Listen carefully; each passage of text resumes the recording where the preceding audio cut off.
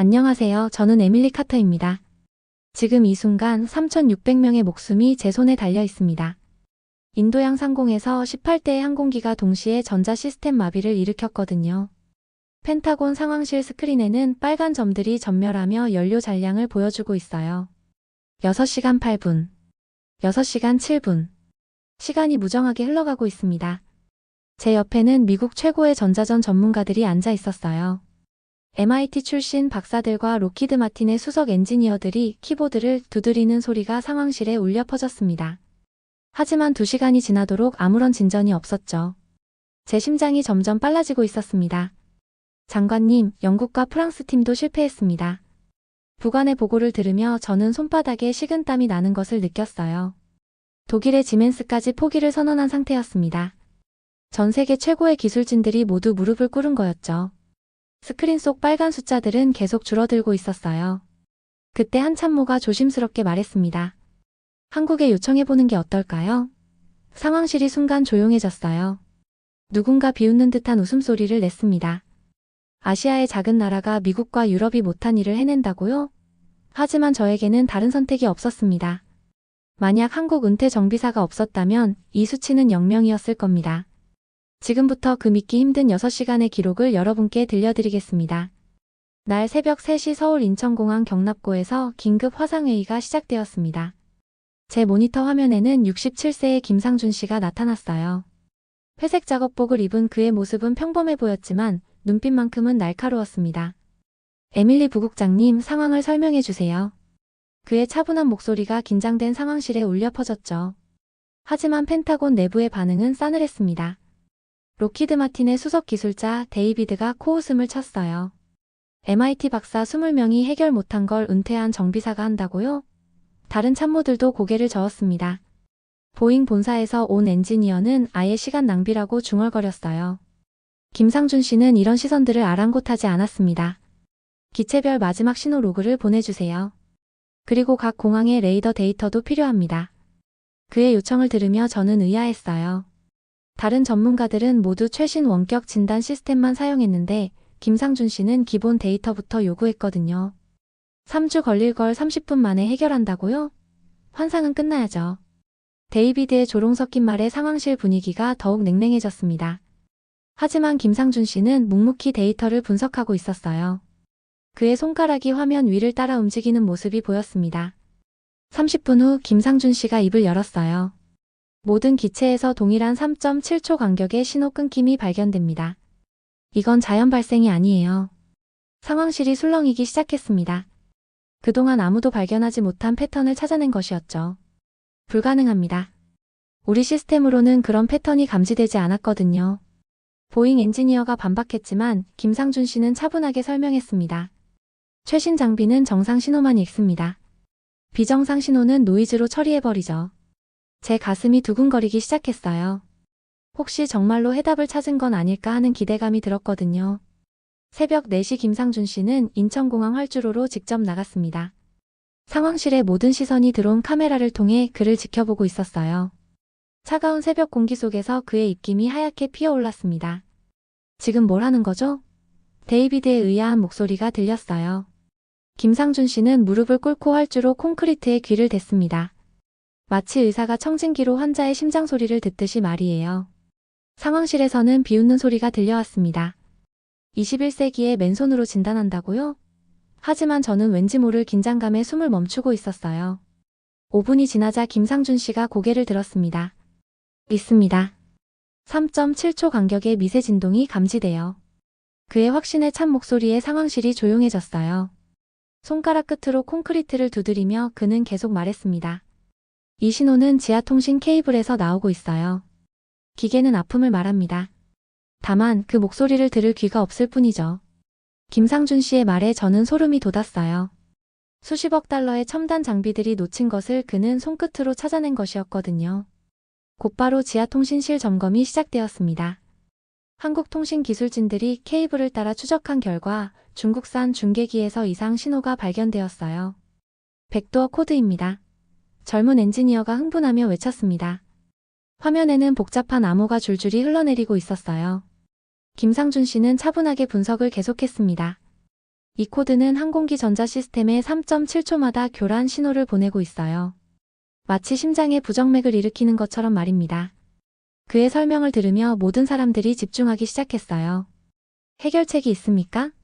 제가 떨리는 목소리로 물었습니다. 김상준 씨는 고개를 끄덕였어요. 3초 동안 전체 시스템을 리셋하면 됩니다. 하지만 타이밍이 완벽해야 해요. 1초라도 늦으면 모든 게 끝납니다. 상황실의 공기가 무거워졌습니다.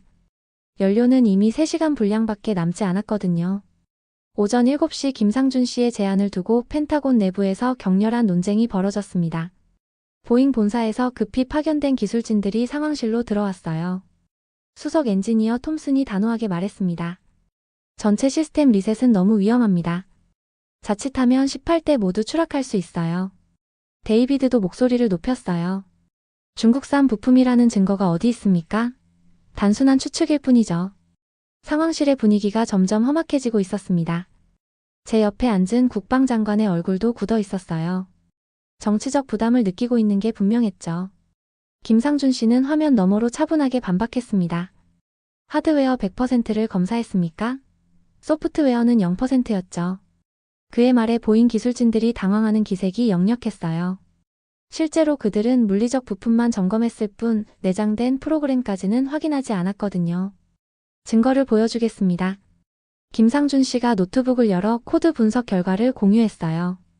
화면에는 중국어로 된 주석과 베이징 시간대로 설정된 타임스탬프가 선명하게 보였습니다. 이 백도어는 3개월 전부터 심어져 있었어요. 오늘이 실행일이었죠. 상황실이 조용해졌습니다. 누구도 반박할 수 없는 확실한 증거였어요. 하지만 여전히 의구심을 품은 사람들이 있었습니다. 그렇다고 해도 리셋이 해답이라는 보장이 있나요? 로키드 마틴의 수석 연구원이 물었어요. 김상준 씨는 잠시 침묵했습니다. 그리고 조용히 말했어요. 30년간 기계와 대화해왔습니다. 이 아이들의 목소리를 믿어주세요. 그의 눈빛에서 흔들림 없는 확신이 느껴졌습니다. 하지만 연료 게이지는 계속 줄어들고 있었어요. 국방장관이 결심한 듯 말했습니다. 다른 대안이 없습니다. 김상준 기사님 진행하시죠. 상황실의 모든 사람들이 숨을 죽이고 있었어요.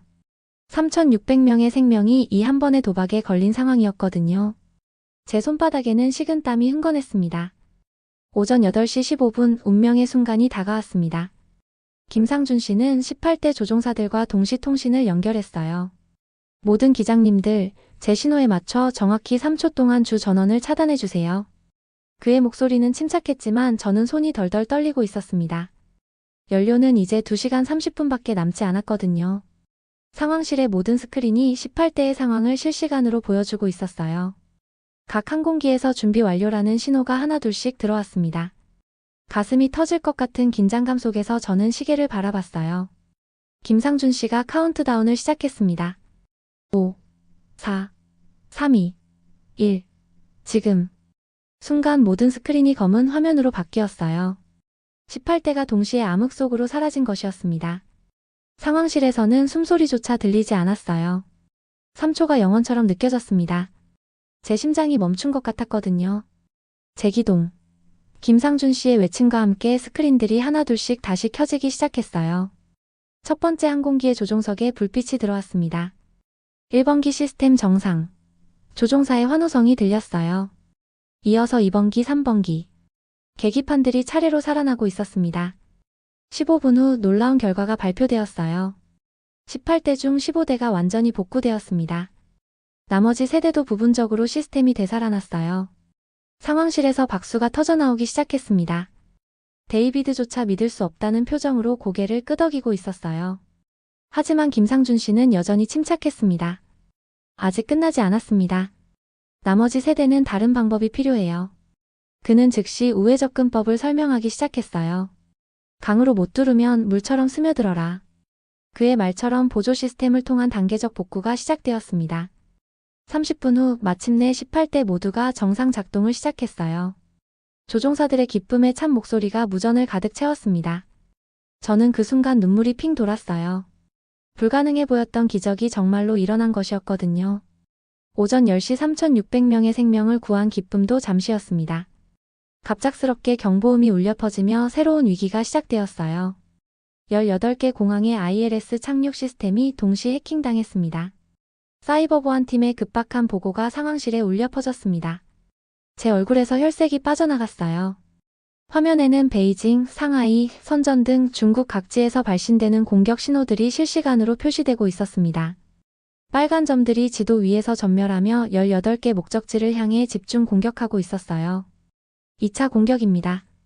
항공기는 복구했지만 착륙할 곳이 없어지는 거죠. 김상준 씨의 차분한 분석에 상황실이 다시 긴장했습니다. 그런데 놀라운 일이 벌어졌어요. 한국의 젊은 사이버 보안팀이 즉시 대응에 나섰습니다. 다층 방어 시스템 가동합니다. 팀장 박지훈 씨의 외침과 함께 여러 개의 방화벽이 동시에 작동하기 시작했어요. 마치 성벽을 쌓듯이 보안 장벽들이 차례로 올라가는 모습이 스크린에 나타났습니다. 높은 벽 하나와 낮은 벽 7개, 어느 쪽이 더 강할까요? 박지훈 씨가 설명하며 실시간 차단 현황을 보여주었어요.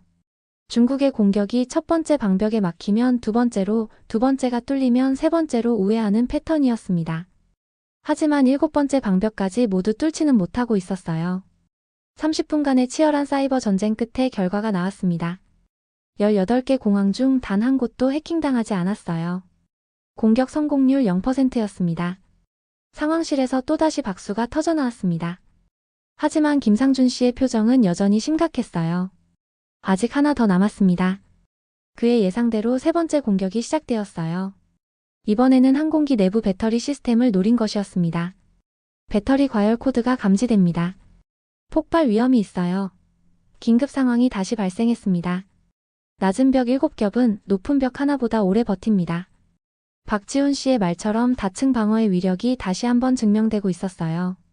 하지만 시간은 계속 흘러가고 있었고 항공기들은 연료 부족으로 곧 착륙해야 하는 상황이었습니다. 오전 11시 45분 최후의 위기가 닥쳤습니다. 18대 항공기의 배터리에서 온도 급상승 경보가 동시에 울려댔어요. 폭발까지 120초 남았습니다. 기술진의 절규에 가까운 외침이 상황실을 얼어붙게 만들었습니다. 제 손은 책상을 꽉 움켜쥐고 있었고 온몸이 떨리고 있었어요. 김상준 씨는 이번에도 침착했습니다. 2분 안에 18대의 심장을 다시 뛰게 하겠습니다. 그의 확신에 찬 목소리가 무전을 타고 18대의 조종석으로 전해졌어요. 하지만 이번에는 단순한 리셋이 아니었습니다. 냉각, 리셋, 방전을 동시에 실행해야 하는 복잡한 작업이었거든요. 모든 기장님, 냉각 시스템을 최대로 올려주세요. 동시에 보조 배터리로 전환 준비. 김상준 씨의 지시에 따라 조종사들이 분주하게 움직이고 있었어요. 상황실 스크린에는 18대의 배터리 온도가 실시간으로 표시되고 있었습니다. 90도, 95도, 100도. 위험 수치가 계속 올라가고 있었어요. 60초 남았습니다. 카운트다운이 시작되었습니다.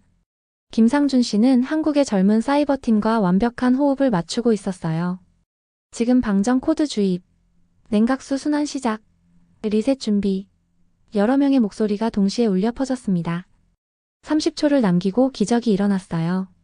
18대 모든 항공기의 배터리 온도가 급격히 떨어지기 시작했습니다. 빨간 경고등들이 하나둘씩 꺼져가고 있었어요. 배터리 정상화 완료. 착륙 시스템 재가동. 연료 펌프 정상 작동. 좋은 소식들이 연달아 들려왔습니다. 오후 12시 30분 마침내 첫 번째 항공기가 인천공항에 안전하게 착륙했어요. 이어서 두 번째, 세 번째. 18대 모든 항공기가 무사히 각자의 목적지에 도착했습니다. 상황실에서는 환호성이 터져나왔어요. 3,600명 전원 생존.